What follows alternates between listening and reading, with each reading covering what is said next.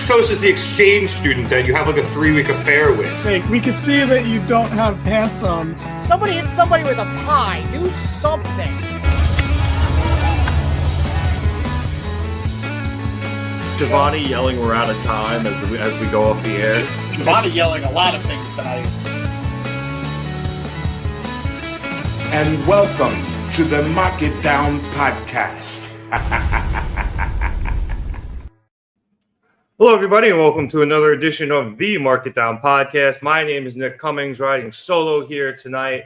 Back here once again to review another episode of AEW Dynamite, the go-home show for Dynamite before All In on Saturday. And it was a good one, and there's a lot more wrestling in this than I actually kind of initially thought than there was going to be until I saw the card this afternoon, just because normally AEW, especially, we were kind of talking about this last week, the show before the go-home show is usually the better one. That being said, not only did this deliver, it has some great wrestling on it. And we jump in immediately to the main event, which was a huge all-star tag match between Jon Moxley, Claudio Castagnoli, and the Young Bucks facing off against Hangman Adam Page, Will Ospreay, and the Ops members of Powerhouse Hobbs and Katsuyori Shibata. Samoa Joe and Wheeler Yuta had faced off right before this, which I guess we'll talk about in a bit. But that essentially ended with Gabe Kidd returning and Wheeler Yuta and him beating down Joe very briefly until Hobbs and Shibata came out to make the save and help lead out into this match. The match itself was very good, obviously, with the amount of talent in the ring with these guys, which is something I feel like I say every week. I feel like you can pretty much have a drinking game with that now, just because AEW has so much talent that they can hardly put on a matchup without putting this amount of talent into the ring.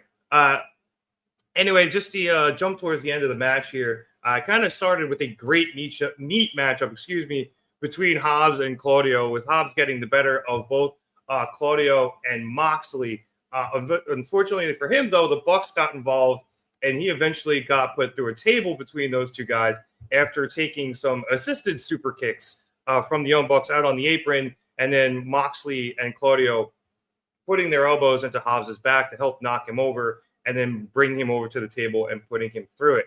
That took him out, and that allowed the Bucks to take out Hangman and Ospreay on the outside, while Moxley and Claudio went back into the ring to take out Shibata, with Moxley eventually getting him in the Bulldog choke and forcing the submission. But the story of this, whatever good the match was, the story of this was what happened after, as all hell just immediately broke loose. With the Elite Riders, as I like to call them, immediately getting advantage, with Kidd and Yuta returning to the ring, and Marita Shafir getting the chain that Moxley had used to choke out Hangman the other week. And then eventually the Ops are taken down, or at least Hobbs and Shibata are. They're taken down, and Hangman and Ospreay are subdued, and the Bucks pull out the plastic bags that the Death Riders had used previously, most notably with Bryan Danielson, to place over the heads of Hanger and Ospreay. However, everything stopped when Swerve Strickland appeared up on the Jumbotron screen, and he told the Young Bucks that everything they've been through the past year is about control. He says he's going to take some of that back right now, but he's going to leave some of it for him and Will to take on Sunday. He is then revealed to be in a backhoe, and he uses the more scoopy part of the backhoe, I don't know what else to call it, I grew up in the city, to destroy the Bucks limo, dropping it repeatedly onto different parts of the stretch, forcing the Bucks to leave the ring and head outside. Back in the ring, that chaos and the Bucks leaving allowed Hangman, Ospreay, and the Ops, who were then joined by Samoa Joe, to fight back and eventually take back to the advantage, to the point where it was Moxley and Hangman one-on-one in the ring together. Page is able to hit Moxley with a rolling elbow to stun him, allowing him to get out onto the apron to go for the buckshot lariat. However, he's intercepted by a Claudio Castagnoli uppercut, which Hangman just bounces off of and takes him out with another clothesline. And then we have Moxley and Page stare each other down, and it looks like they're going to go at each other, and then Hangman calls for something in his hand, and Ospreay from the apron, perfectly, I might add, throws the chain into a Hangman's hand. It was just a perfect toss. Shouts to Ospreay because it made it look so badass. Hangman didn't even look. It was great. And then it looks like Moxley and Hanger are going to go at it until Marina Shafir jumps into the ring and essentially bear hugs Moxley, pulls him out of the ring, helps him basically get back to his senses, and he decides to call for the retreat.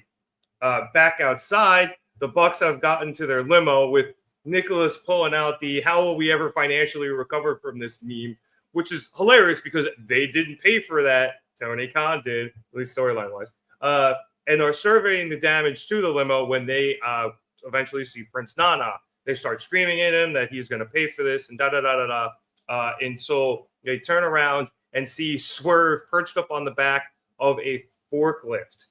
From there, he hits the Swerve stomp and takes both Bucks down before heading back to inside towards the ring where he celebrates with Ospreay as Hangman kind of just starts frantically pacing around with the chain around his neck. We're still itching for a fight with the Ops sitting around him and the Death Riders in full retreat.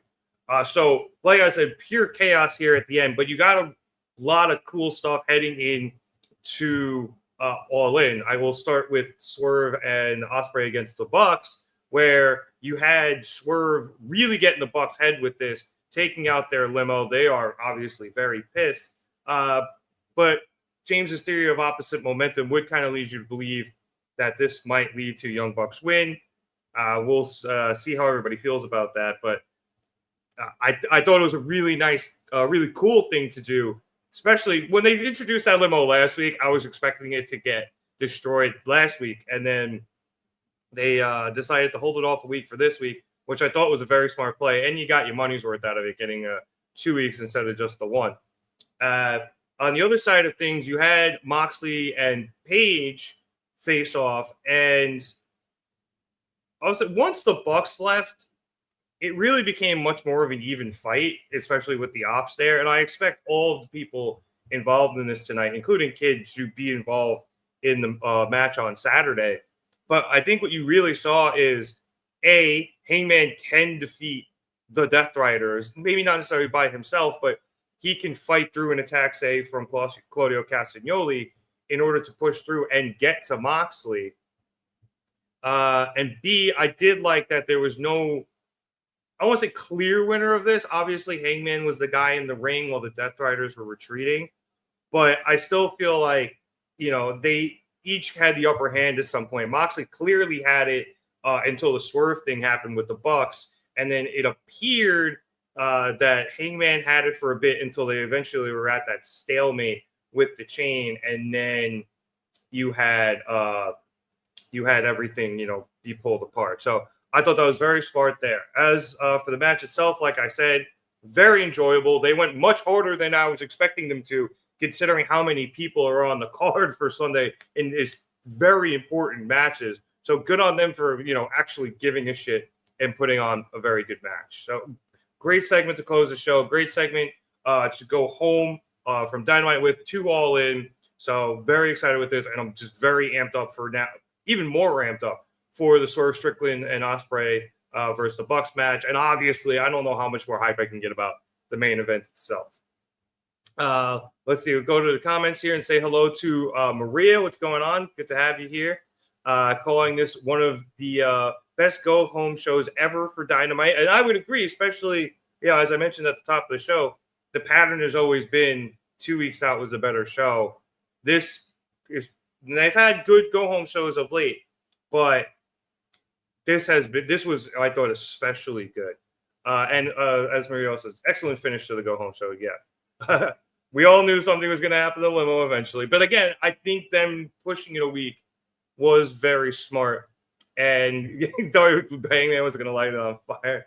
That would have been fun, but I think it serves the story of Swerve and Will versus the Bucks more.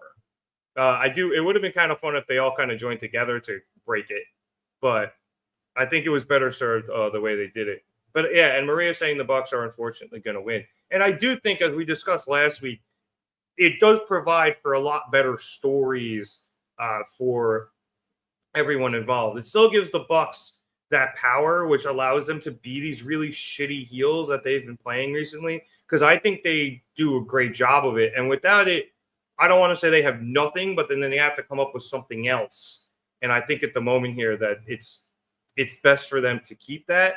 And then on the flip side of things with Swerve and Ospreay, while it would be obviously a very victorious moment for them to, rid AEW of the evil overlords of Nicholas and Matthew Jackson, I do think, again, there's way more story to be told with them losing, not being able to challenge for a year, and, having that possibly cause some animosity between the two, probably leading to Ospreay Swerve 3, which would make sense. And then, you probably have Ospreay win that and they run 1-1, which would make sense. And yeah, I think that just leads to a whole lot of stuff, especially with Swerve being really pissed off that he wouldn't be able to challenge Hangman for the title. And also, too, spoiler alert, Ospreay's probably going to win it all in Wembley next year. And it's, guess what? A year away. We then hop to another comment here from Proto TNT star Fletcher. Greetings. Hello, nice to you. Sorry, but am I the only one with bad feelings for All In? Baby faces with the upper side on the Go Home show. Yes, the Bucks with Swerve was too much happy tonight. He's losing it all in. So, yeah, as I was saying, you agree with Maria and I here that the Bucks are probably going to win. But I didn't really see. I think the baby faces held the ring, but as I was saying before, this really was fought to a stalemate. Because the Death Riders and the Bucks had the baby faces in a very compromising position until the Swerve thing happened, and then they were able to fight back. And the Death Riders went into retreat, despite the fact you had Moxley Hangman one-on-one, ready to go, and we never really got an official winner from that. So I agree with you on the Bucks Swerve Ospreay thing. I do think the Bucks are probably going to win that match. But as for the main event, I don't think they gave anything away here, which I very much like. As I said, theory of opposite momentum. I don't think either side really got any momentum going into the main event, one way or, the Death Riders had it for a bit and then it shifted. So, it felt kind of even to me at the end of everything. So I do have Hangman in the main event. I just think it makes sense with the way we think everything's going, but we'll see. Fletcher saying here, at first he was thinking MJF would win the casino. Hangman to Thrones Mox. Bucks take the W, leading to MJF and his feud with Hangman, and eventually bringing in Swerve and Ospreay to back him up. Maybe. I'm trying to think. It's a good question. I think I hate MJF winning the casino match would be interesting. I don't know if he will. Oh, the Hurt Syndicate, thank you. Okay, MJF and the Hurt Syndicate feud with Hangman and eventually Hangman brings in Swerve and Ospreay. It's possible. We have to see much more reconciliation from with Swerve and Ospreay. Excuse me, with Swerve and Hangman, I think, for Hangman to truly bring them in. I'm very curious to see who wins the casino gauntlet. Smart money, I think, might be on MJF, but I think his feud with Briscoe and Mystico, who are both in the match, might end up costing him. But there's no doubt in my mind at some point we get MJF Hangman during a Hangman title reign. It has to happen. They've been building it up far, far too much, and teasing it repeatedly. So I think that for the title is definitely coming down the pipeline, even to the point where it might come down the pipeline where MJF's the one to eventually dethrone Hangman. So it could be possible. And I do understand your point here where, Hangman, Swerve helping Hangman beat Moxley creates the trust. But I think it's not that I don't think there's going to be trust, although, again, we need to see a lot more of it. But there's going to be a thing, I think, if Swerve and Ospreay lose, where Swerve has that jealousy where Hanger has the title and he doesn't, and that definitely going to continue to cause some friction. There will always be friction between those two. I can guarantee you that. But that's what makes it cool, and that's why I like the storyline and I like their friendship, their relationship a lot, because it has so many layers and so much nuance and a whole lot of violence. Yeah, and that's a good point, Fletcher. There's a lot of possibilities. So yeah, shout out TK. There's a lot of different ways we can go from here, which makes Saturday so exciting. But let's move on here, get back to the top of the show with the other, I'm going to call it the co-main event of Saturday. This is the co-main, as we got the final face-off between Timeless Toni Storm and Mercedes Moné. So Mercedes comes out first wearing, initially I was like, oh, she only has a TBS championship because she was wearing only that title. But when she got to the ring, all of her titles were hanging decoratively from the ropes, which I thought was a very nice touch. And Mercedes added the TBS title to that collection. She then got things started by saying that her and Toni got off on the wrong foot, so she invites Toni down for a civil conversation. Storm then appears on the screen and begins her statements by saying that only two things come in Texas, and that she is one of them. Or excuse me, come from Texas. But either way, I love her double entendres. Anyway, Mercedes then calls out Toni for hiding behind the screen and called a remark. So Toni says she's not and hits her music and eventually calms down. And as she does, Moné sees that Luther has some champagne. So Mercedes calls for it. She calls for a toast to herself, the future AEW Women's Champion. And upon drinking it, she questions the quality of the champagne, saying the bottle must have been frozen at some point. But Mercedes cuts her off there and tells her to save the performative bullshit for her entrance.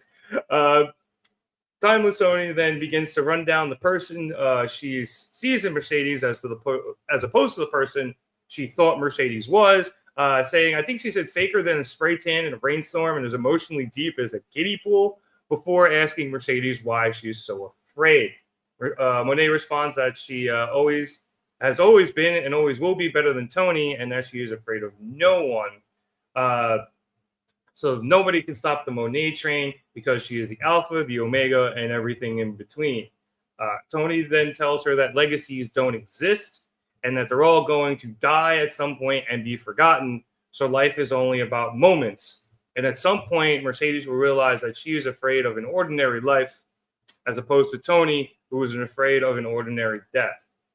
Storm then finishes things off by saying that she believes Mercedes should have every title in the world except this one. And at All In, she'll become known as the woman who couldn't continue. I don't know if she said become known as the woman who couldn't be the big one or continue to be known. Excuse me for misremembering. Maybe a callback to the fact that I think not every time, but there was a very long time when Sasha Banks had to defend a title that she had just won, she just continually lost it. It was very weird. But I think Charlotte just would win it on pay-per-views, and Sasha would always win it on Raw or SmackDown or something. It was so weird. Anyway, Moné laughs, and then she guesses this isn't going to be civil, so the two toast. And after Toni houses her drink, spilling a lot of it, she tells Mercedes to eat shit, bitch. And that leads to Mercedes throwing a wild right hand. Storm is able to duck it. And then Toni actually got Mercedes on her back to attempt a Moné maker. However, Mercedes is able to escape and head up the ramp while Toni stays in the ring and does Toni things, including holding up her title, again telling Mercedes to eat shit, and dancing around on the apron. So great face-to-face here. I love both these things these women said. I think Toni had a bit more to say here. I feel like Toni usually has a little bit more to say. And frankly, I just think she's funnier, but that's her character. I mean, you're going to get me to laugh at a cum joke every time. So see, even now, I don't want to say Toni won the promo battle, because I think Mercedes still did a great job. But I think that all just amounted to another great segment here. I thought these two women absolutely did exactly what they needed to do heading into their match at All In, and just continuing to increase the hype for it. So shouts to them. Before we get into the comments, we welcome back to the podcast Danny Hernandez. Danny, let's get you on the screen there. What's going on, dude? What's up? What's up? How do I sound? Okay. Yeah, maybe a touch loud, but other than that, you are great. Oh, cool. Usually I get told I don't speak loud enough. Not on here, but in real life. But what's going on? I am dying. It is so fucking hot. So I might be a little out of it today, but I am here. I am excited. We are days away from the biggest show of the year. Hello, Maria, and hello. Is that you, Kyle Fletcher? Fletcher in the comments? What's up? Aren't you tired, bro? You just wrestled a match like an hour ago. What's going on? What's up, Fernando? What's going on? We got a squad here today. Yep. Cool. All right. So what are we talking about? The Toni Mercedes segment? Yeah, but I was just finishing that up. So anything you got for me? I thought this was beautiful. This was exactly what this needed. It didn't need to be a huge brawl. It didn't need to be bloody. It didn't need anything too elaborate in that regard. But it needed that verbal vitriol that it hasn't really seen since like the first interaction. You know, it's been kind of run-of-the-mill, generic, heel jumps from behind, stands tall sort of ordeal. But Toni delivered this beautiful promo where she just deconstructed Mercedes' character and to an extent Sasha Banks' character and just Mercedes the person in such a beautiful way that felt effortless for Toni. Like it wasn't even, you know, she wasn't milking it. It wasn't like get a load of this and then hitting the punchlines. It was just, I see through you. I know what you are. You are insecure. And I'm going to expose that. And I thought it was the exact right promo from Toni. And I don't mean this as disrespect to Mercedes, but like, you know, she played her part here, but her part was it was less important than Toni nailing this promo and knocking it out of the park to really solidify this feud, because Mercedes is Mercedes. That's kind of all she has to do at this point. You know, she's not gonna cut the most elaborate or best heel promo you've ever heard, but she is Mercedes, and that is all she needs to be great. So Toni just came in, reminded her whose division this is, who's the real big dog of this division, who is the real star of it. It's very interesting. I saw someone, I don't know who to credit it to, but say that it's women's wrestling's best character versus its best wrestler. And we'll get into it more in the predictions, but it's like, who do you think needs to win? Do you think the wrestler needs to win or the character needs to win? Which is, it's almost crazy to hear that in an AEW sense. And the roles are kind of flipped. It's the outsider who's the wrestler and the not original, but you know, the more AEW grown star that's the character. You know, it's a nice dichotomy as opposed to the normal outsiders are usually the, you know, the more character driven people. So it is cool. It's even kind of funny to say that too, because, you know, I think, yes, Toni is more of a quote unquote character. Mercedes is obviously a great wrestler, but let's not sell each other, you know, these women short on the things that we're not calling them, because Toni is obviously a phenomenal wrestler and Mercedes has done great character work, especially during this feud against Toni. So that's why this is such a compelling match. And it's honestly, I think this is one of the hardest ones to predict for me going into Saturday, just because you can go either way from here. And I think you're perfectly fine. Yeah, I genuinely don't know. And we'll make a decision during predictions. But up until then, I don't know. And then even after I make that prediction, I still don't really know. Yeah. But I like our comment section going at it. We got Maria just completely behind Mercedes, and we got Fletcher behind Toni. So you know that's Maria's mad at us for bringing up one Sasha Banks. You know, but it works. Like, because I just think like that history does flow, you know, in a smart way. So yeah, it's good that, you know. So I don't mean to bring it up, Maria, but it's good that remnants of Sasha Banks are still there and that it influences her character. We don't want our characters to pretend that their lives never existed before they got into AEW. So, you know, it's a part of it, and that's what helps drive it. But you know, it's fun. It's exactly what I thought this feud needed. I thought this was a great way to start the show. I'm very happy this opened. So, you know, I thought it was a great segment. Yeah, no, so did I. And yeah, I'm so very excited about this match on Saturday. Since we both, all right, so it looks like it's Fernando has time with Toni Storm winning. Obviously, Maria does. Let us, I guess, you know, you guys let us know who else, who you think is going to win this match. I don't really see. It looks like, yeah, probably as you said, the Proto Star said Toni. So it looks like it's a 2-on-1 Toni to Mercedes here so far in the comments. Danny, since I already talked about it, if you want to talk about the main events of the show with, you know, the 8-man tag, whether it's the match or the stuff after with the beatdowns and Swerve destroying Limo and stuff, I guess now would be the time. Okay, so I think I don't want to sound like I think it was all fine. Like, I didn't think anything was like blow away, but I don't think that's necessarily a bad thing because I think the hype is there. Just, you know, it was like it had to be a brawl. It had to be a bunch of people getting involved just to give you a preview of what's going to happen on Saturday. So you know, it was what it was. I like that it was just enough where it's like, I caught a little bit of what you were saying where like neither side really gained too much ground over the other. It was a back and forth. Like, yeah, Hangman's music played, but like, you know, both guys were standing tall at the end. Mox just walked away. It's not like he got laid out. And keep in mind, the Death Riders won.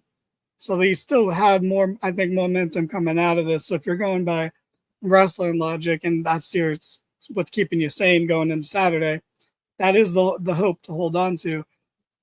But, you know, I enjoyed the Joe Yuta match that led right into this. And, you know, I love Shibata.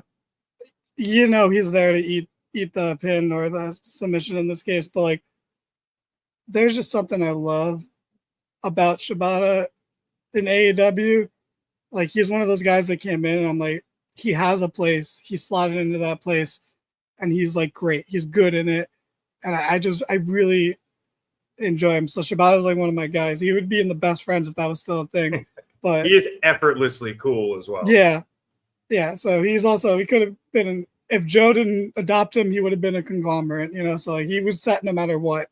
I also like Joe adopting him. I think he might be older than Joe. I'd have to double check, but they're around the same age, which still blows my mind because Shibata looks like he's 22.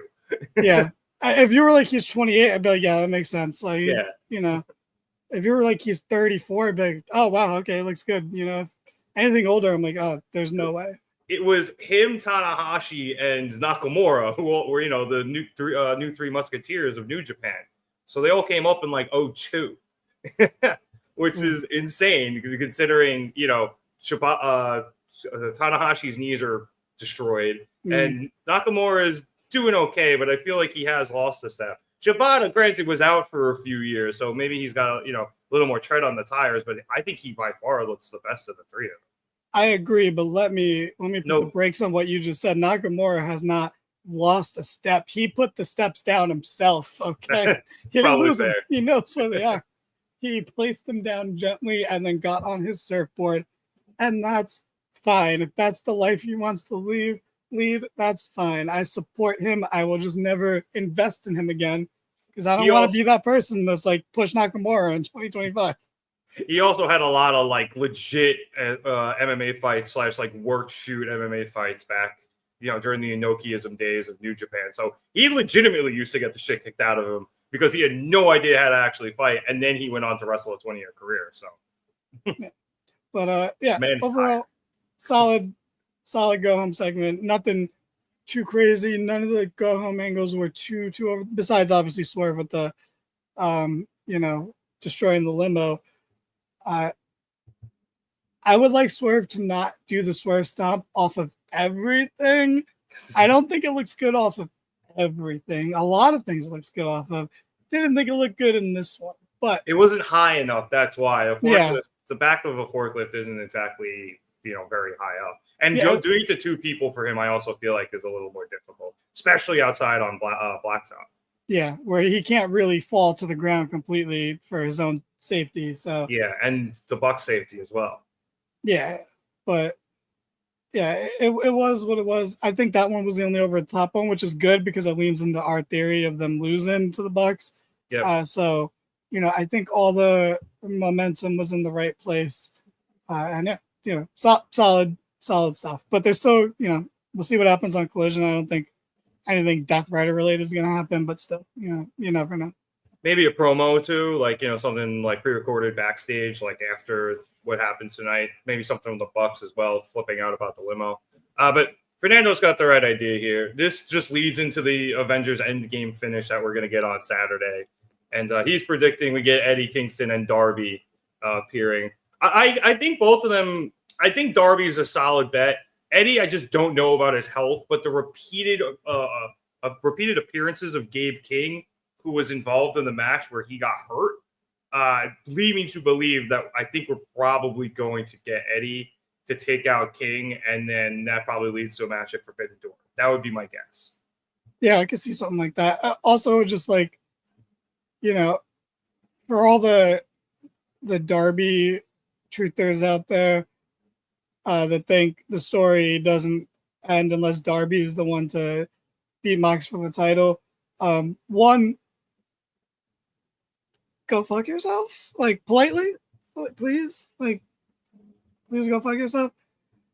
Two, he doesn't need to beat Mox for the title, but like someone like him or Eddie Kingston being the ones to completely dismantle the Death Riders and put them to rest after Mox loses the title is good enough. Not everything has to be full circle. Sometimes we need to move forward with Hangman, with Hangman going full circle and making up with Swerve, or not of making up, but It's a tenuous alliance at best. But yeah, I agree. I think eventually we get Darby versus Moxley. Maybe it all out, but that might be too quick. But I think if you wait longer, you probably allow that to be the match that ends the Death Riders, like they're forced to disband or whatever if Darby wins, something like that.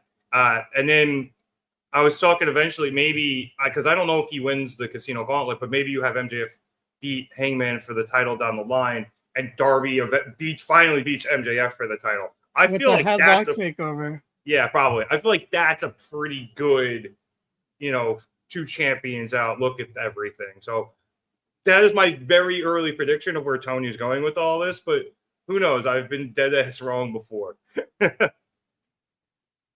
All right, thinking about Moxley here, but going back after Timeless Tony Storm and Mercedes Moné, we got a quick backstage promo from the champ saying he knows what Hangman is thinking, that he's beaten Moxley in the Texas Death Match before. That was a long time ago. And Moxley says he has never lost a war of attrition, which is what this is.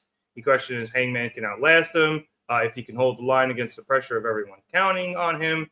And Mox says he thinks Hanger is a victim, a waste, and a wreck, and that he has one chance to prove him wrong because this time he is all the way in. So good stuff. I love when Moxley is not doing the cryptic stuff because I love this. It was like a minute and a half, and it was exactly everything I needed from Moxley for all of it. I agree.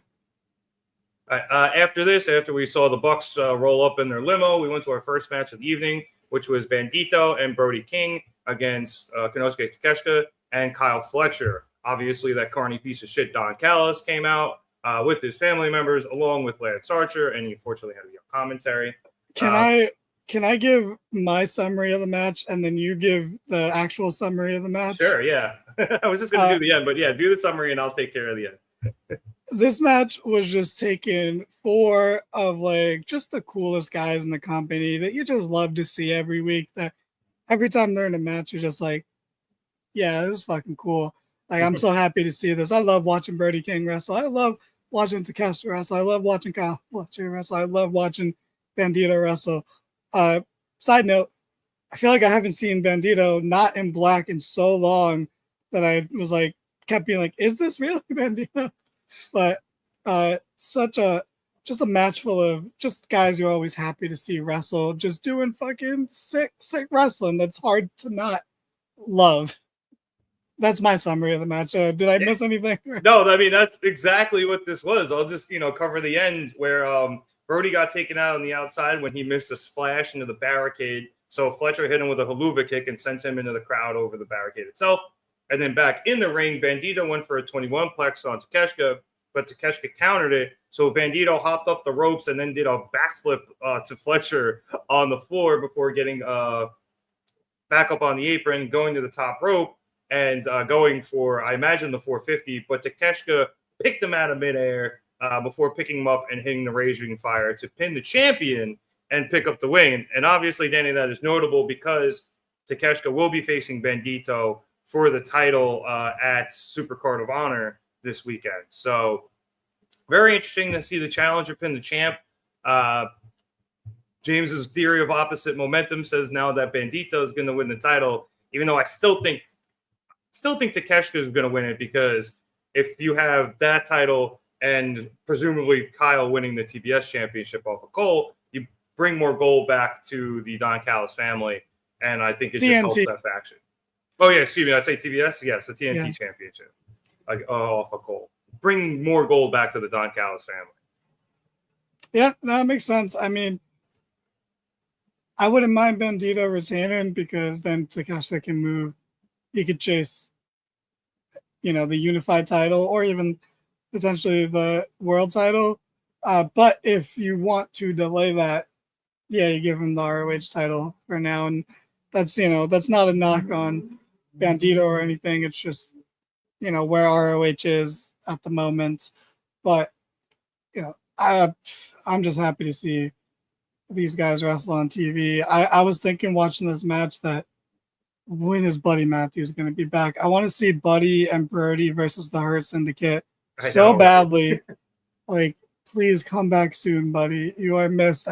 He is one of those guys too that would be right in that conversation of, yes, we're getting Buddy Matthews minutes tonight. Amazing. Like, he's one of those Collision guys where I'm like, yeah. Like every time he's on Collision, I'm like, yeah. This is why Collision is the shit when you watch it like casually, where it's like you see those matches and it's like, yeah, fuck yeah, we're getting Takeshita, we're getting Statlander, we're getting Murphy, like where Matthews are, like this is what we like Collision for. We're getting an FTR. Once a year, you're gonna get an FTR like 5-star match on Collision because apparently there was one last week, which we'll talk about in a minute. But yeah, so like it's great. Love this group of guys. Love this match. I'm gonna be so hyped to see these guys in the Gauntlet. I think they're setting up the Gauntlet really nicely to be not just a great match, but like to have many narrative threads running through it as it goes. Yeah, there's definitely going to be a bunch of them. I think I mentioned, MJF first, both Briscoe and Mystico earlier, so that's going to be cool. I imagine, Brody's going to be in it, depending on what happens with Bandido and Takeshita. Maybe both of them are in it, which would be cool. And Tony Khan said on a call the other day, he was like, expect more people we've been focusing on instead of, a bunch of surprises. Now, I imagine there's going to be a surprise or two. It's all in.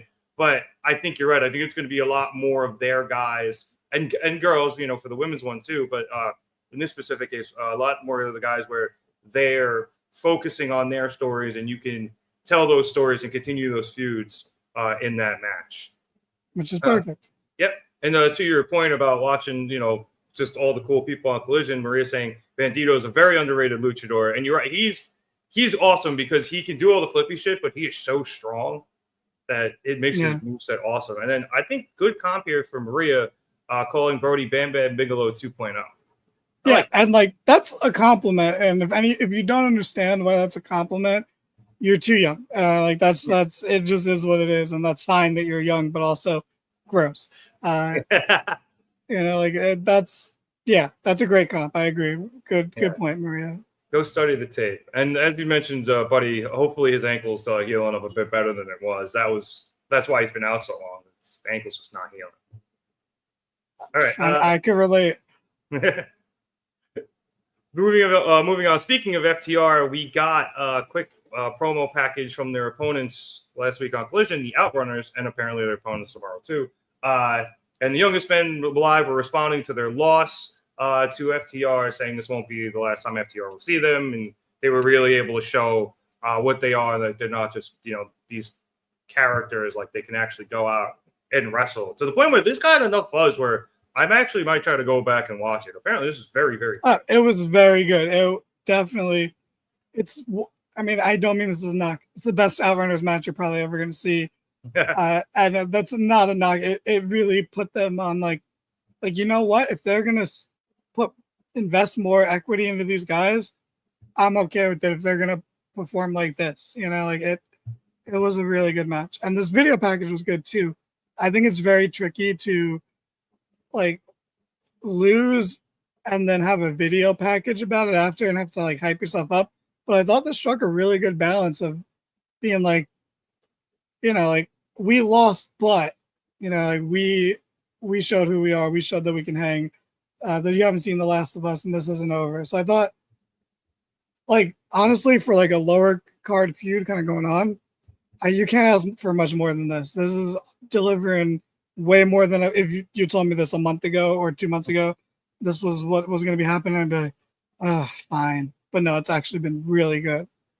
Yeah, and I wonder, too, if that match maybe changes Tony Khan's perspective on the Outrunners, because the word was, now this is a while back when they were really starting to get over, that the Bucks were really pushing Tony to push them, and he got the gimmick, but, he doesn't love super gimmicky things. He wants the ring work, and which is why I think he gave them I think they got a title shot at a pay-per-view in a triple threat, but they very clearly lost, and they were kind of pushed back down the card a little bit. I wonder if this changes his perspective into maybe giving them another run at the titles or giving them a tag team title run in the future.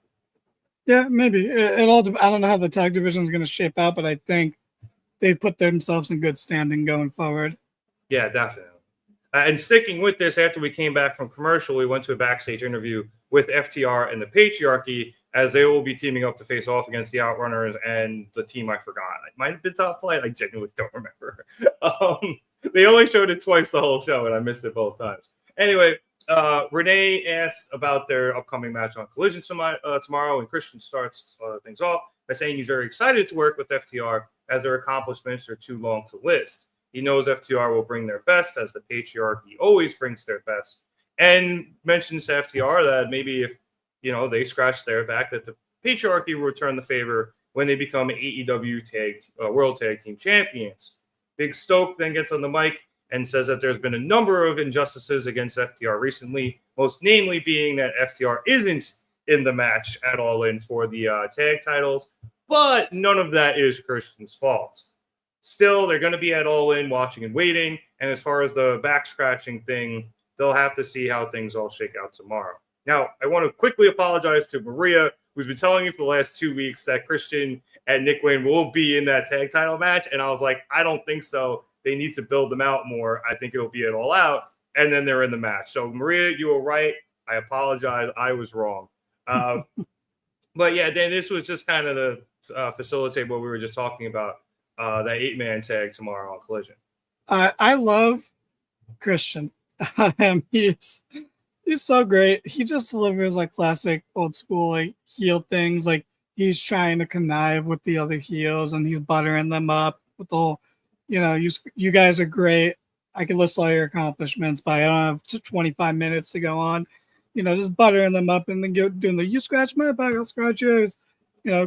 Classic old school heel stuff. And also, I love, this is me spreading rumor with no information, but I love the idea that Christian was like, yeah, Cope, we're not doing this reunion and we're not fighting FTR because I'm finishing my story with my son. Okay, I'm not done banging his mom.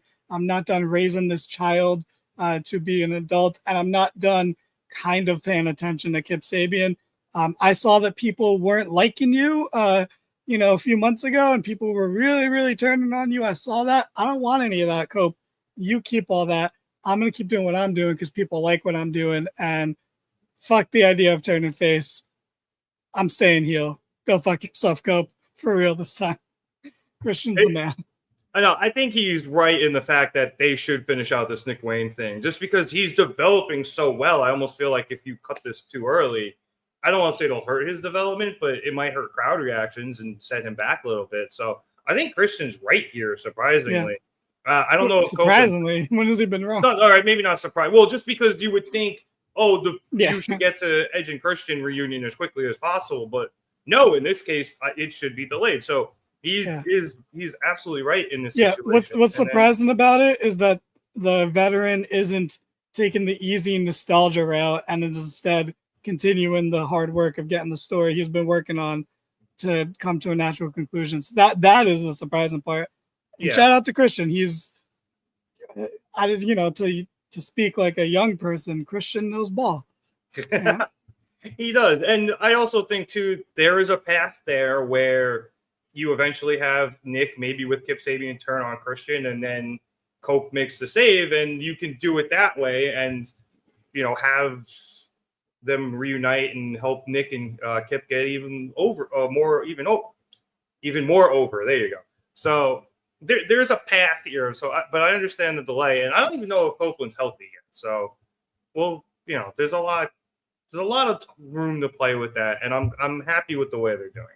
Yeah. Although I do feel bad for Cope if he's not going to be on the all-in card.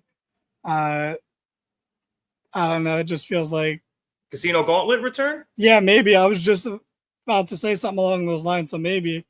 Yeah, because I feel even if he's not 100%, you can have that return, and he just has to go in, hit a couple big moves, and then just brawl on the outside, essentially. Yeah, and that would be a good way to have a surprise without taking away from the active stories going on, like Tony said, they're focusing on, because that's someone who is technically part of FTR's heel turn, even though, he's been on the back burner because they wrote him off, but he's still a part of that. So that'd be a good way to mix in a surprise without having to bring in someone new or, waste the spot per se.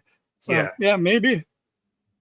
Yeah, that could be interesting. Also, I think the word you were looking for Christian was smarmy. That's exactly what he is, and he plays it so well. All right, let's hit our next match, which saw Ricochet face off against Blake Christian. This kind of all stems from the idea of Lee Johnson and Blake Christian trying. It was really awkward having Christian and Christian right after each other. But Lee Johnson and Blake Christian were trying to join up with Ricochet. Ricochet shut them down. And now Ricochet is running with Gates of Agony, who took out Lee Johnson last week. So there was a small little picture-in-picture promo from Christian saying that the Gates of Agony took Johnson out. So now he's going straight for the head of the snake in Ricochet, who actually initially came to the ring by himself. But right before commercial, we had the Gates of Agony come out onto the ramp, and that distracted Blake and allowed Ricochet to throw him in the stairs to get the advantage. This match ended in a really cool way, actually, because Christian was out on the apron, and the Gates of Agony tried to get involved. So he had to basically jump around them from the apron to the floor up onto the barricade, and then he walked across their backs back to the apron, where he was able to counter a Ricochet right hand with one of his own. However, when he hit Ricochet, Ricochet fell into the referee and turned him around, which allowed the Gates of Agony to knock Christian off of the apron, and I think they tossed him into the barricade and back into the apron before throwing him back into the ring. Ricochet was then able to easily hit the Spirit Gun and the Vertigo to pick up the win, and then after the match, the Gates of Agony were able to add some insult to injury with the double Razor's Edge to Christian. So another good match. I say this every week he's on the show, Danny. Blake Christian is really good in the ring. He impresses me every time he is out there. But I understand, this was to help build up the new Ricochet faction. And it worked. It worked very well. I agree. I think it was a little jarring because to me, isn't Blake Christian still a heel? This felt a little heel versus heelish, even though Blake wrestles a very kind of baby face moveset. Yeah. It was a little kind of okay, but it served its purpose of just establishing Ricochet with now having his own goons with the Gates of Agony. And I just thought about this, and maybe I'll change my mind by the time we do predictions, but I think Ricochet wins the Gauntlet. Interesting. I think if you're gonna have him in it again a year after he debuted in it, he should probably win it, and then he can be one of Hangman's challengers. He doesn't have to win the title, but he could. I mean, I wouldn't do it right away, but like, you know, it could be one where he challenges, shenanigans happen, and somewhere down the line he wins the title. But like, I think MJF is a little too obvious. I don't think he's gonna win it. I think he has too many stories going on to win it. I agree. And I don't know who else. I mean, I know like some people would say like someone like Jay White, and like maybe, you know, he does have a lot of wins over Hangman, so like you could do that. But I think having Ricochet win 1 year from his debut, just and the night and day difference between when he showed up then and where he is now, you know, I think that would be a nice way to cap off his first full calendar year with the company. And maybe I'll change my mind by tomorrow, or, you know, whenever our predictions come out. But like, after watching this episode, as of right now, if I had to pick, I think I'm picking Ricochet. Honestly, that's a good dark horse pick. I was not considering him, and it is a little difficult, I guess, to pick, you know, since we only really know 3 people in the Gauntlet, which makes it fun. But yeah, I think he's a good pick, and I think he's definitely somebody who's going to be in it because he doesn't have a match elsewhere on the card, and he has been great in these matches previously. So I like that pick a lot. I might steal it from you. I'll give you credit, but I might steal it from you. No, whoever goes first, you know, if you go first, just take the credit. It's fine. And it's whoever James believes, I guess. So that's true. He's probably going to believe you. Before we move on, I did want to put this up, which Speedball just absolutely roasting Ricochet and the Gates of Agony there. Nice. Good shit, Speedball. Speedball has been by far the best addition to AEW in a long time. Him and Jet Speed together, well, him and Kevin Knight forming Jet Speed has been great. Speedball is the man. And I'm very much looking forward to that tag match, which we'll get to in a minute or two. But first, I wanted to briefly mention the Kenny Omega Kazuchika Okada video package they had, because this was a great video package. I didn't really write down anything the guy said, but you did get some new promo work from Kenny, Okada, and Don. So if anybody either, you know, didn't see this or skipped it or whatever it was, I think the full thing is up on Square Circle already. I highly recommend watching it. It rocked, and probably should have been could have been the lead in to the match on Saturday. They might make a new one. They might rerun this, but this definitely helped set the table for this match, even without having Kenny or Okada physically on the show. Yeah, I agree. I thought it was a very good package, and good enough where it's like, I get why you didn't need to have them both out there to just, you know, have a quick brawl or stare down or whatever. Like, you know, they did a good enough job where this one, like, okay, it's okay. Everyone watching already understands the magnitude of this matchup, and you're not, you know, treating your audience like they're dumb by forcing story beats that don't need to be there. This match is special because it's impossible for it not to be special, because it's been special, because it was special. You know, like, this is, you know, if you're, let's say you're a guy who would wear John Cena merch to a Ring of Honor show, you know, back in the day, you might see a match like Cena versus Orton. You're like, oh, of course they have to run this, you know, like, this is the last chance to do this. Like, this is kind of what this is, except better. No offense, Randy. Offense, Cena, but, you know. Well, it's also, they ran Randy and Cena how many times? 14, 15, like whatever the point is, where Matthew made it takes a lot to make a stew video out of all of their match cards, as you know, as opposed to this, where it's only happens 4 times, I think, maybe 5. This might be the 5th. I'm losing count here, but this is 5. This is going to be amazing, and I think they sold it enough last week. Kenny making the return to save Coda and stuff, so I think they're fine there. Maybe something happens on Collision. Maybe it has before with this feud, but I don't think so. I think you're good enough just leaving it here and letting just the hype train do the rest of the work. Yeah. All right. After this, we went to a interview backstage with the Hurt Syndicate, where Renee was attempting to ask MJF about his one-on-one with Briscoe, but MJF cuts her off and says it's not going to be a one-on-one, as the Hurt Syndicate is going to go out there with him and do what they do. And then he references a Casino Gauntlet match, saying that's a done deal, and because of the Syndicate, and it's going to get him one step closer to getting back his AEW World Championship. Renee asks another question, but she's again interrupted. This happens a lot. And this time it's by MVP, and he says that they have to go to a photo shoot, so they take their leave. And Renee attempts to ask Max another question, but she's interrupted for a third time, this time by the Hurt Syndicate yelling from the next room. So the camera runs in there to follow them, and it finds them standing in front of a whiteboard that says, "Since I pinned you last week, I thought I'd take the titles early," signed Jet Speed. So obviously Jet Speed went and stole the titles. And Bobby and Shelton are pissed and ready to kill someone, with MVP quoting a rapper, I don't remember which one, saying somebody's about to die.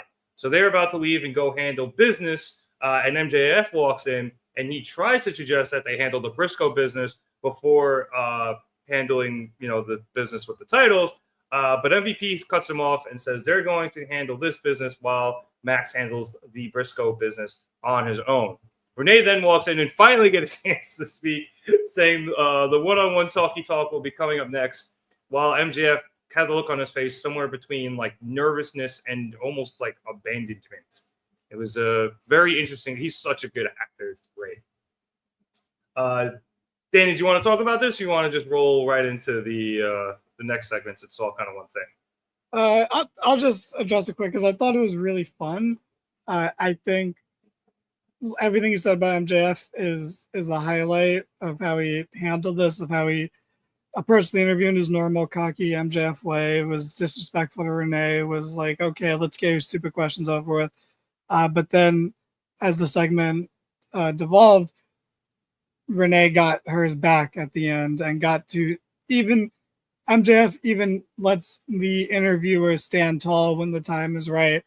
And, Renee was able to get that because, it was very clear that MJF had a plan, and he was completely ready to go out there with the Hurt Syndicate and just talk his shit to Mark and then probably beat him down.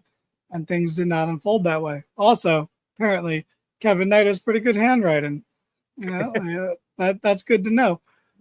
But the segment itself and the way they tie in, I think, is really good. So please carry on and go into what happens next. Yeah, and I really did like that look at the end there from MJF because he looked very upset.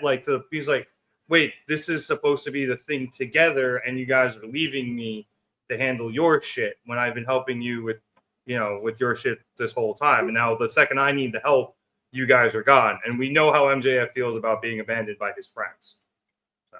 So before jumping in, Maria saying Jet Speed had the Hurt Syndicate number all night.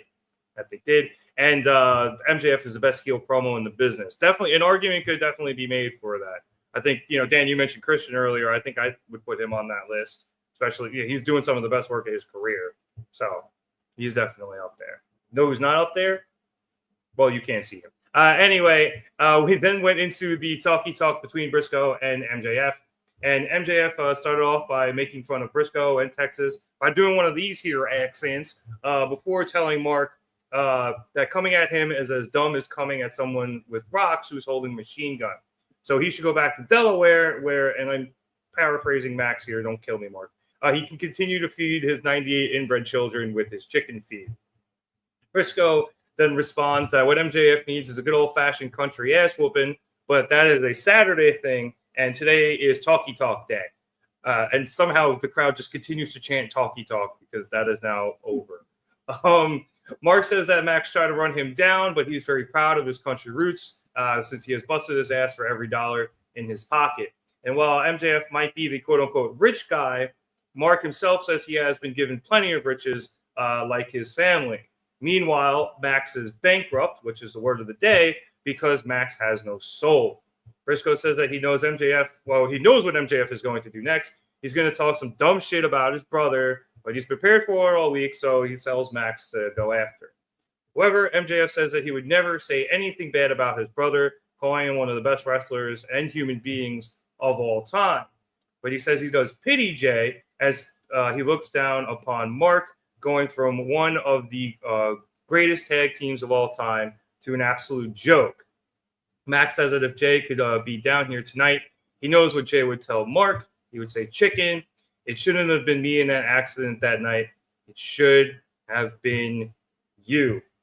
And that is what sets Briscoe off as he double legs MJF, reining in rights and lefts before picking him up and setting him up for Jay Driller.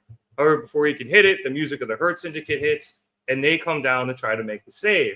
However, when they get to the ring, they get blindsided by Jet Speed, who uses the titles to their advantage, hitting MVP in the back of the head with them before hitting Bobby and Shelton with them and going after the two of them.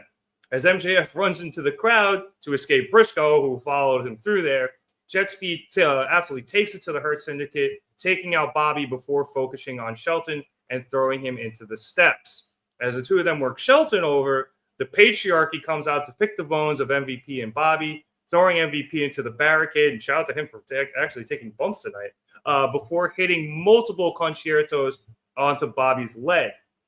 In the ring, Speedball and Knight take down Shelton with a high-low before Knight climbs to the top and hits the UFO, and then the Patriarchy and Jet Speed jaw-jack a bit as the segment ends. So, a lot of stuff here. I thought the back and forth between Briscoe and MJF was great. Absolutely what they needed to do between the two of them. Love Jet Speed getting the upper hand on the Hurt the Hurt Syndicate here. I think Taz or Excalibur said it on commentary. It's really the first time we've seen the Syndicate in this situation where they've not even been beaten down, but beaten down this badly. And then I love the Patriarchy coming in and picking the bones. But the biggest takeaway I have from this, Danny, the juxtaposition from the last segment where MJF was disappointed that he was going to have to handle things on his own, and then he immediately runs away and doesn't help the rest of the Syndicate when things start going poorly for him. This segment as a whole was just like kind of beautiful chaos. There's so many things I liked about it. Like you said with the MJF, very much planting the seeds for whenever things go south with him and the Syndicate. He ran away when they were trying to help him. He didn't help them back. He ran away when things got a little hazy, so that's good. The back and forth was good. I know some people are a little like uncomfortable with the Jay stuff, but like I think it's pretty clear that Mark okayed it. Yeah. Because, he mentioned it first. This is not a Tiffany shooting on Charlotte's divorce unprompted, situation. This is is this okay? Yes, this is okay. And let me be a smart baby face by actually bringing it up first and pointing out what you're going to do, kind of situation. So I personally didn't mind it. He tried to be-rabbit it, and then MJF actually flipped it back on him by not actually talking shit about Jay, but talking shit about Mark kind of failing him after Jay's passing. Yeah, which is bullshit. Jay which is funny title, but it's also just funny because Mark has gone on to be this beloved fixture of AEW television when they weren't allowed on AEW television before. So, he's kind of done the exact opposite, which is why that sort of thing works, because he has gone on to do great things since the tragedy. But to get back to the segment as a whole, so that's good. So that's more Gauntlet seeds being planted. But this took a tag match that last week we were saying is the weakest part of the entire card, and it propped it up so high. Like, I cannot express how much better this is than it was a week ago. And almost like any problems that were starting to come up around the Hurt Syndicate and how no one's looking good at like interacting with them or feuding with them. And it kind of just flipped it all on its head. And it's almost like, okay, now we're fucking cooking with gas. Now I'm excited for this match. Are the Hurt Syndicate going to retain? And if they do retain, Like, this is actually exciting because now we have, like, the horizons look a lot better than they did literally a week ago. So it is such a home run in that regard. And my absolute favorite detail of this is that when I saw that Jet Speed stole the titles, I was like, all right, that's a lame wrestling trope. And it's weird for the baby faces to do it. But no, they were smart. They took it so they can use it as a weapon. They didn't take it to be like, I have the title. They took it to be like, I'm going to lay you out with this after what you did to us the week before. Like, fuck you.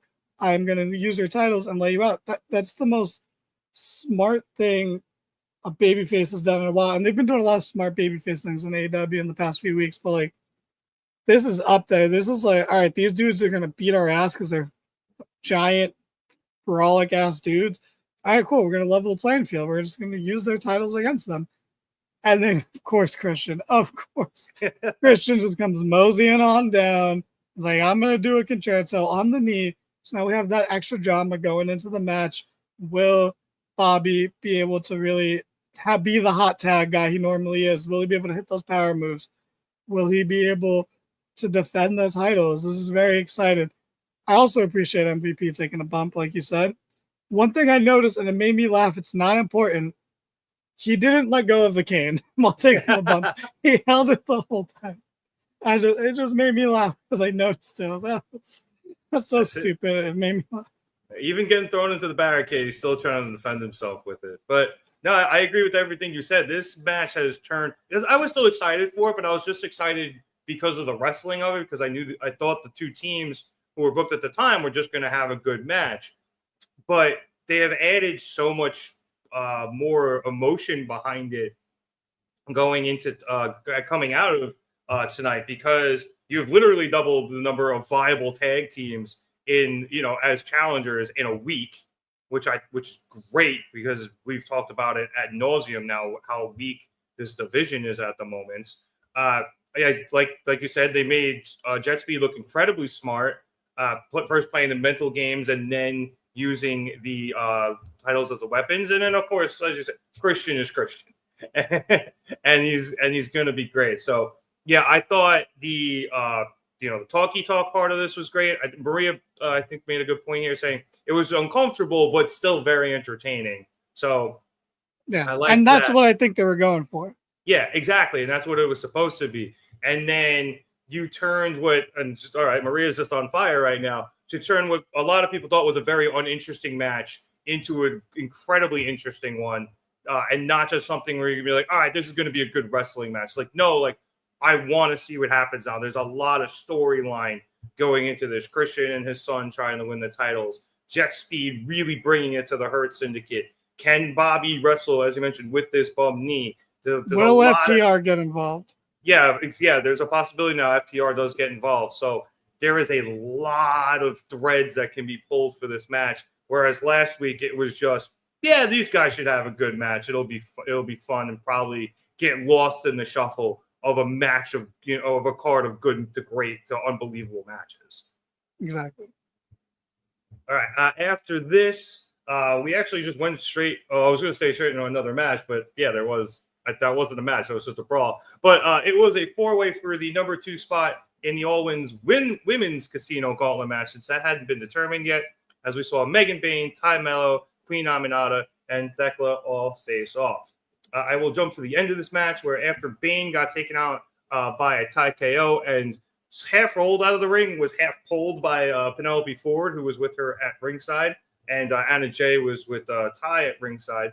Thekla then hit Melo with a right hand and followed that up with the spear, but that cover got broken up by Aminata. Aminata then kicked out of a Thekla rolled up before sending her into the ropes, where she hit Thekla off with her head, which looks so fucking cool. However, when Aminata went to get Thekla out of the ropes, Ford got involved, which caused Anna to pull her off, and then the two started brawling on the outside. Back in the ring, Aminata attempted again to finish off Thekla, but Bayne came in out of just fucking nowhere and destroyed Queen Aminata before picking her up and hitting a running power bomb for the win. So she will be the number 2 entrant on the women's side of the Casino Gauntlet match, and I believe Statlander is the number one, if I'm not mistaken.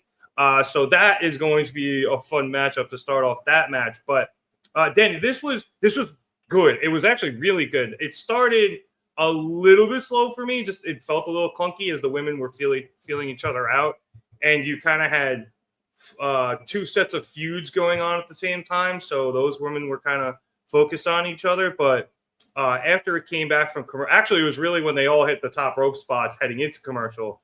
And then when they came back, this match really found its gear. And then I thought the ending was brilliant as everyone hit like all their big moves. And you have Bayne coming away the winner after the interference from Ford.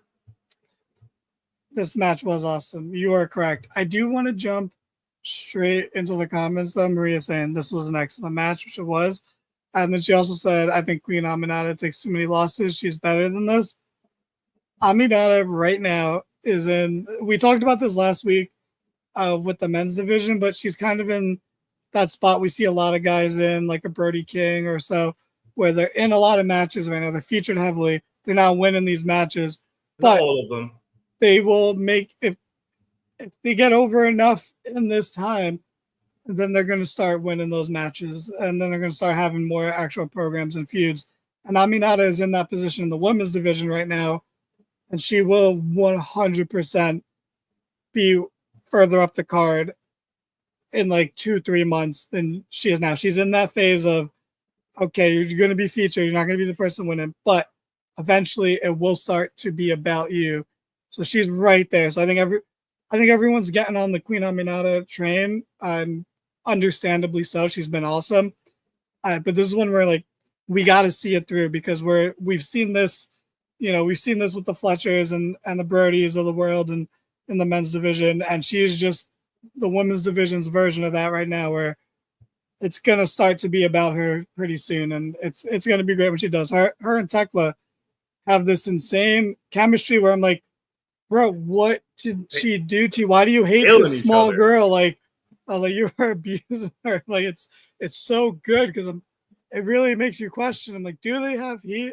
But it's like, no, they just hit each other so fucking hard. Yeah, especially after that first match where everyone was questioning what had happened, and then you go and see their interactions last week on Collision, and then this week, or tonight in this match. No, they're just going out there and trying to kill each other, and it took them a minute to find their chemistry, but they've got it now, and they are just jacking each other, and it's great.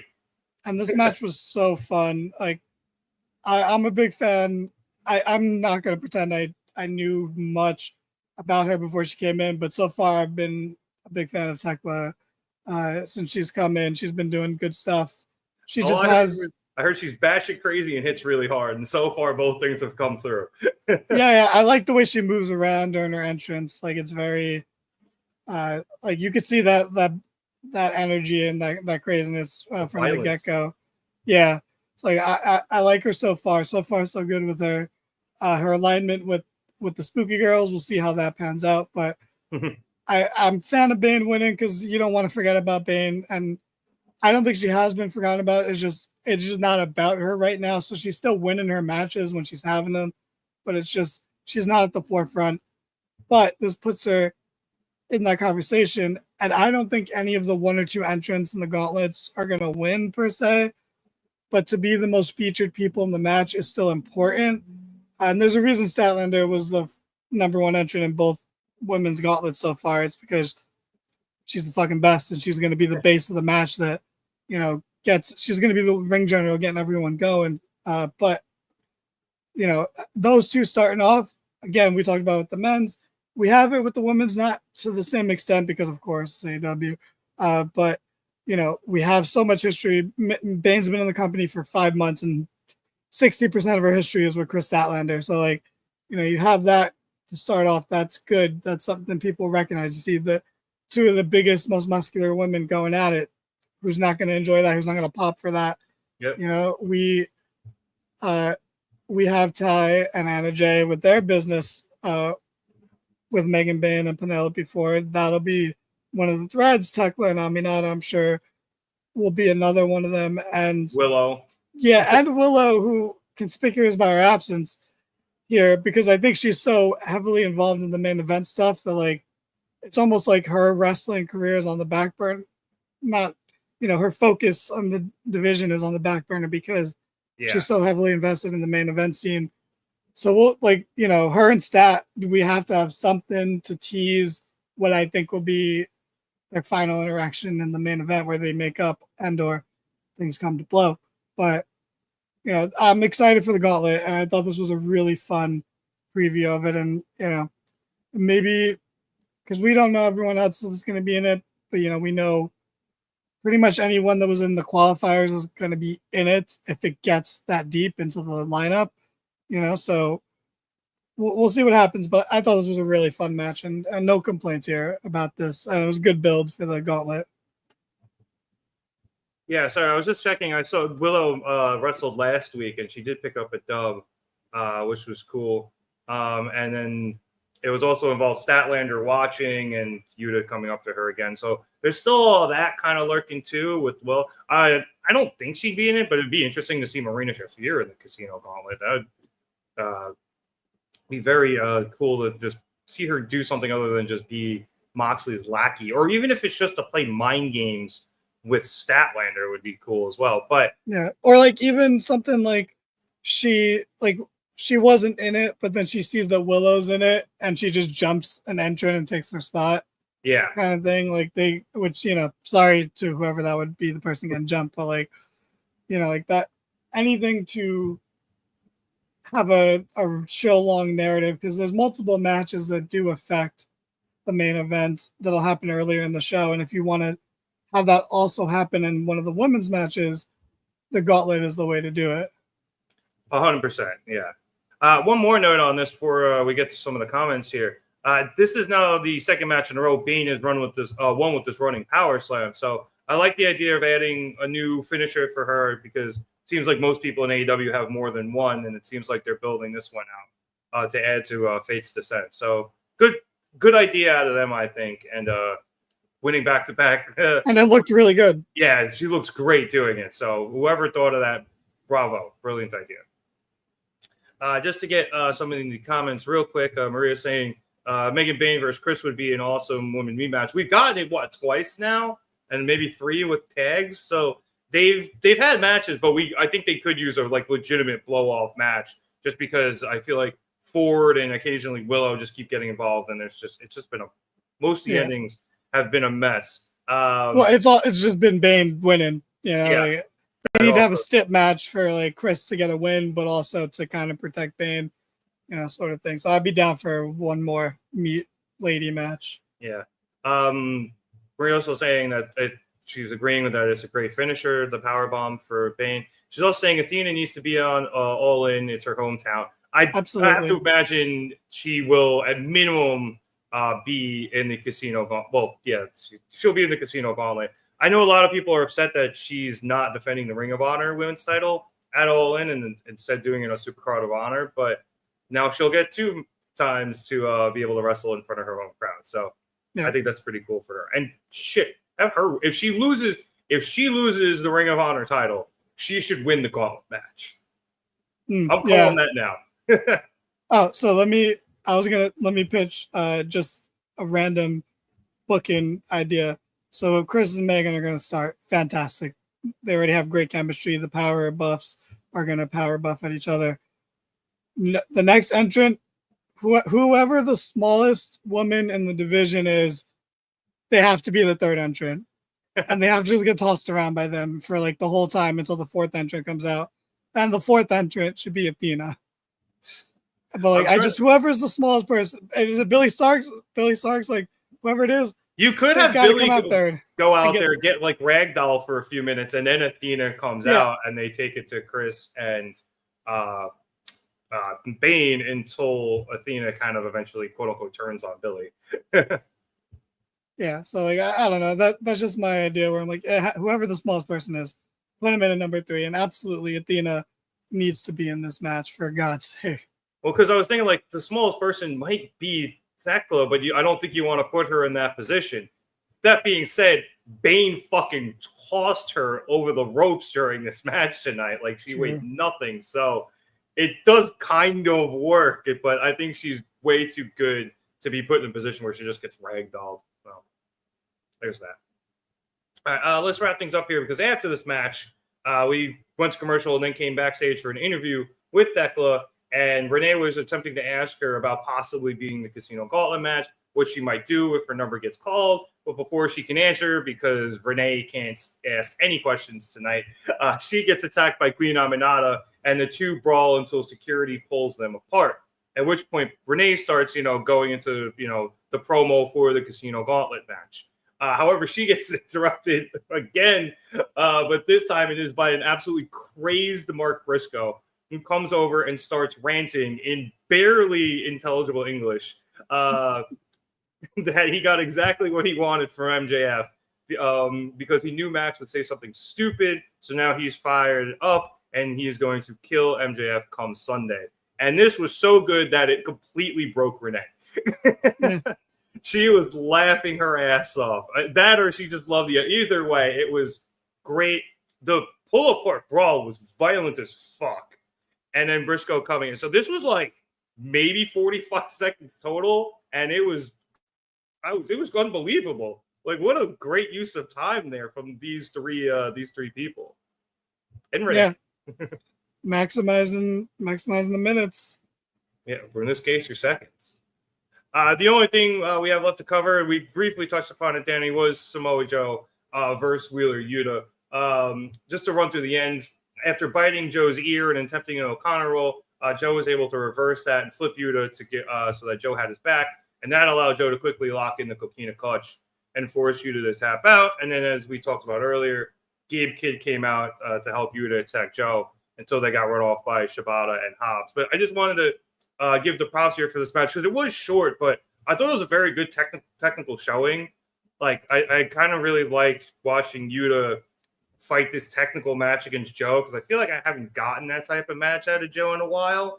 But at the same time, it was really funny because there was actually throughout most of the match where Yuta would try something and Joe was just laughing at him or smiling. Yeah. He's just like, I know exactly what you're doing, buddy. And then immediately counter it and like flip him over or reverse him or whatever. Until Yuta got a little bit of heat there on the end. And then he, just did one too many technical moves and Joe got him. So it was a short match, but I thought it told a great story, especially in the sense that Yuta's good and he's got the skills, he's got the moves, but he's just not quite there yet with the best of the best like Samoa Joe. Yeah, absolutely fun, short, did what it needed to do. Joe is super fucking over. He's just so cool. And Yuta is over as a heel. Crowds actually give him a lot of heat. You got to like cut your hair chance. That he made his entrance and someone right next to him who's on the barricade had that sign with him and a picture of two dogs with shaggy hair and said which one's Wheeler. And he looked direct. Or wait, the Looney Tunes one with the long hair, or like the shaggy dog like Tim Allen? The shaggy dog like Tim Allen, and like Yuta just looks at the sign. I mean, maybe he turns his head towards you. Can't see where his eyes are, but to me, I keep saying this, but like Yuta right now looks like every member of the Gorillas combined, basically. He literally has the long hair of Noodle, but the beard of Murdoch. Like, he's got it both going on right now, and everyone's hating on it, but I kind of like it for what it is. Yeah, I mean, I feel like here on the pod, just because Producer Boy fucking hates Wheeler, but it seems like people dislike him more than they actually do. People love hating Wheeler Yuta. You know, as you mentioned, there was a get a haircut chant. There's always a fuck you Wheeler or fuck you Yuta chant, like pretty much on every show, every time he shows up. And, he gets good heat when he's wrestling. Like, he is doing exactly what he's supposed to do. And he has obviously very much come a long way since he left the Best Friends and joined, at the time, the BCC. So stop hating on the kid. Like, he has been great, and he has matured and unbelievably. So shouts to him, and I'm glad he continues to get these spots because he's done more than enough to earn it. Yeah. All right. And that was Dynamite. So, Danny, as we said before, this was one of, if maybe not the best go-home show AEW has ever had. And they're doing it in front of what I argued last week might be their biggest show ever, just because of where everything is in terms of the card and how good it looks, and it being their first stadium, big stadium show here in the States. So I think they did a phenomenal job building up to most, if not all, of the matches on Saturday, at least especially the big ones, the main event, the co-main event with the women, and then everything with Ospreay and Swerve and the Bucks. And there's just so much that they did to help build everything up. And part of that, I think, is because so much of it is intertwined with the men's main events, which makes it easier in terms of getting different people involved. But no, even then, it was a great job done from everybody, top to bottom here tonight. So bravo, and I could not be more excited for Saturday.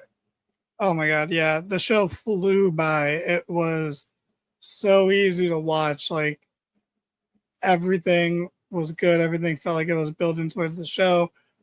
And then all the matches were incredibly fun. Highlights being the tag match with the Callis family versus Brody and Bandido, and the women's fatal four-way for me. I thought it was an incredibly fun match.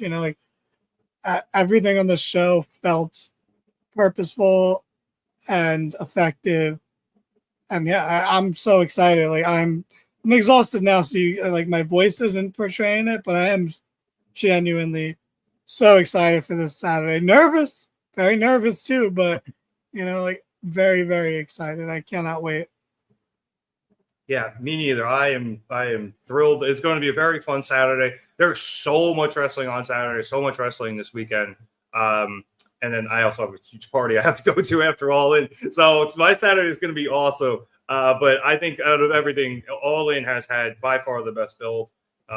And I'm the most excited for it. And this might be the most excited I've ever been for an AEW pay-per-view. I think it's definitely arguable. At least since maybe the last time Hangman won at Full Gear. But I guess I like Hangman that much, man. I've been watching him for so long, starting on BT and stuff, that to see him at this point, not even winning the title the first time, but now having a chance to hopefully win it a second time after all the character changes he's had over the last 2 years, it's thrilling. It really is.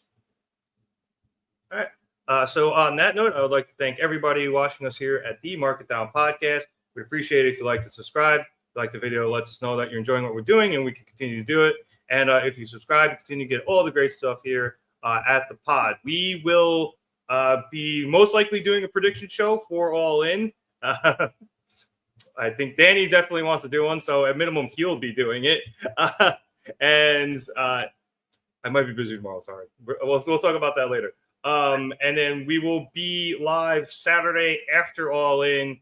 I don't know if James is going, but I will definitely be on this. I will definitely be here after the show. So be sure to subscribe for that. And then I'm sure James will be doing something revolving Supercard of Honor on the channel if he really likes it, just because he wants to give Ring of Honor more shine. And the Gym Pack Zone will be returning soon. The construction's almost finished.